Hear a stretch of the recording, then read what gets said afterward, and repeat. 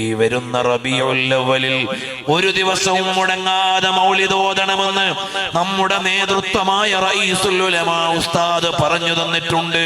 അത് നമ്മൾ ഏറ്റെടുത്തിരിക്കുന്നു.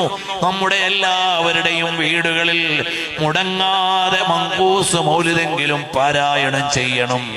അത് ബുശ്റാ ലനാ, നമുക്കുള്ള ആനന്ദത്തിന്റെ മാസമാണ്.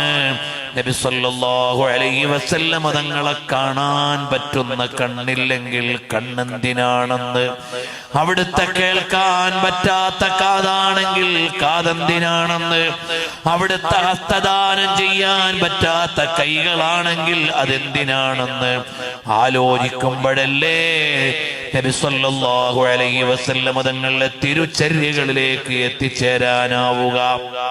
മഹാനായ ഇമാം അഹ്മദ് റിളാ ഖാൻ തങ്ങൾ മദീനത്ത് ചെന്നപ്പോൾ മഹാനവറുകൾക്ക് പറയാനുണ്ടായിരുന്നത്, തു സിന്ദാ ഹേ വല്ലാഹ്, തു സിന്ദാ ഹേ വല്ലാഹ്, മേരേ ചശ്മേ ആലം സേ ചുപ് ജാനെ വാലേ.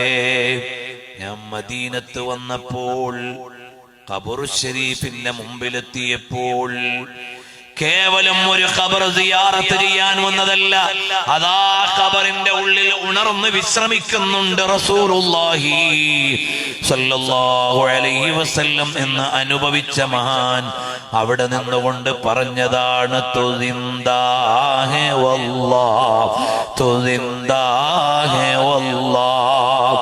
ഇമാം ഇബ്നു ഹജർ അൽ ഹൈതമി റളിയല്ലാഹു അൻഹു തവാത്തറത്തിൽ അദില്ലത്തു വന്നുഖൂലു എന്ന കവിത എഴുതിയത് ഖബറു ശരീഫിന്റെ ഉള്ളിൽ ജീവിച്ചിരിക്കുന്ന മുത്തുനബി തങ്ങളെ കണ്ടുകൊണ്ടാണ്. അഇമ്മത്ത് മദീനയിൽ ചെന്നപ്പോൾ പച്ചക്കൊമ്പ കണ്ട് മടങ്ങിയവരല്ല, മുവാജഹത്ത് കണ്ടുകൊണ്ട് മടങ്ങിയവരല്ല, ഖബറു ശരീഫിന്റെ ഉള്ളിൽ വിശ്രമിക്കുന്ന പുണ്യനബി തങ്ങളെ കണ്ടുകൊണ്ട് വന്നവരാണ്.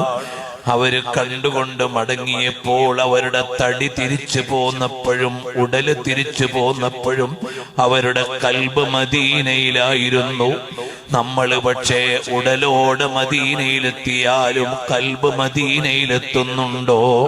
മദീനയിലെ രാജാവിനെ അനുഭവിക്കാറുണ്ടോ? മസ്ജിദുൻ നബവിയിൽ ഇരിക്കുമ്പോഴെങ്കിലും നബി സല്ലല്ലാഹു അലൈഹി വസല്ലം തങ്ങളുടെ ചാരത്താണെന്ന് അനുഭവിക്കാറുണ്ടോ?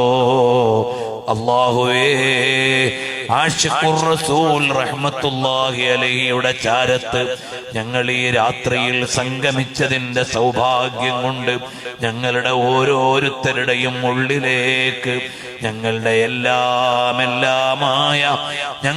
എല്ലാമായ പുണ്യപ്രഭുവിനോടുള്ള പ്രണയം ചേർത്തു തരണം അല്ലാഹ്.